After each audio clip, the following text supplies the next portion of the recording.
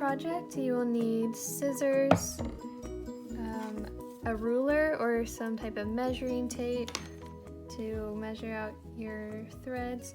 Of course, your embroidery thread in 4 different colors. And you'll also need tape or something heavy to pin your bracelet under so that it doesn't move around while you're working on it.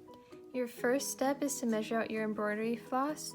Each piece should be 50 inches long, and you cut out 1 piece per color, so you should have 4 50-inch pieces in total.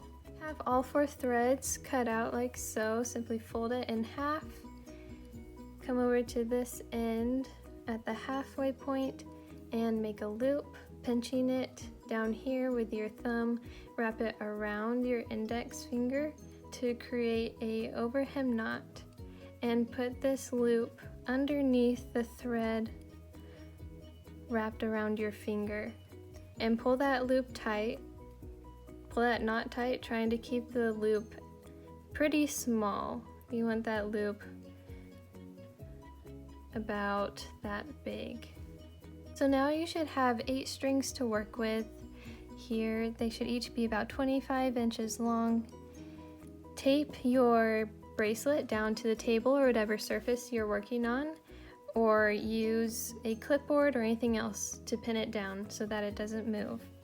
Now take one of these strings and pull it out from the rest to the left side.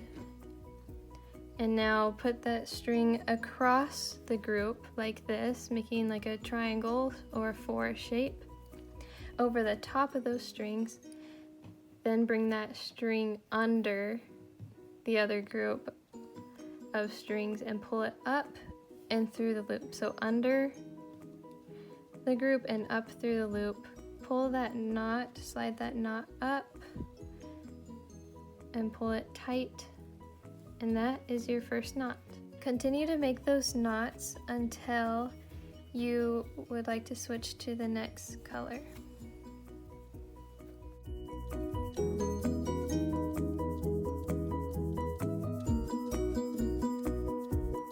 So by now you should be able to see your knots creating a spiral along the bracelet.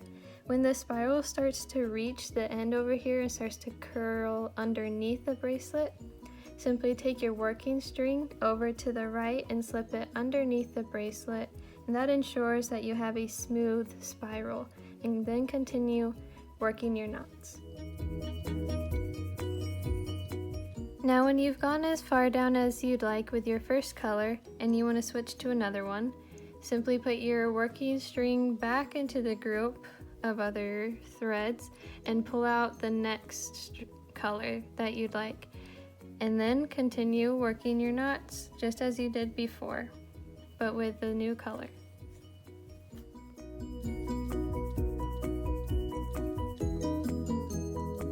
Now as you're making your bracelet, you want to make sure that it can wrap fully around your wrist so that you'll know when to stop. And when you are done, like mine is, some of your strings may not be the same length, but that's okay. Just cut those off at the shortest length.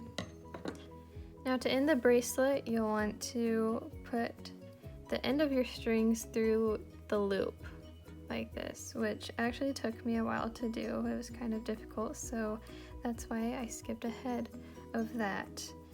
And then to make an adjustable end, you'll want to take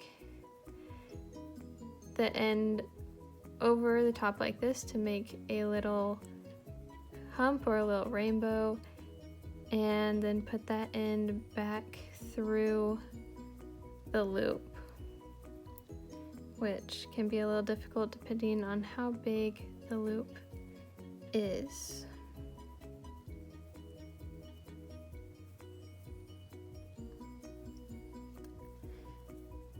Now it should look like this, and you'll want to tighten that a little bit, but then you can slide this and you have an adjustable bracelet. Don't forget to tie a knot at the end of the bracelet so that it doesn't fall apart.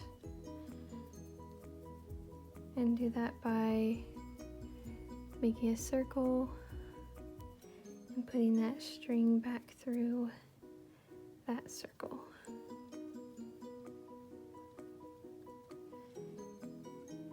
And my strings are a little bit short, so it makes it a little bit more difficult.